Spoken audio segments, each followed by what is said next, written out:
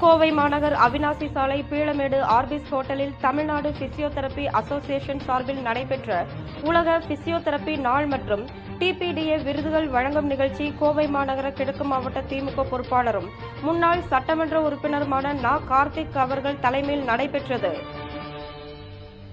Doctor V. Raja Selvakumar, doctor R. Rajesh Kanna ஆகியோர் முன்னிலையில் நடைபெற்ற இந்நிகழ்வில் வழக்கறிஞர் J. D. Socrates, Tamil Nadu physiotherapy association நிர்வாகிகள் உள்ளிட்ட பலர் கலந்து கொண்டனர். இவர்களும் இன்றைக்கு பிசியோதெரபி தினத்தை முன்னிட்டு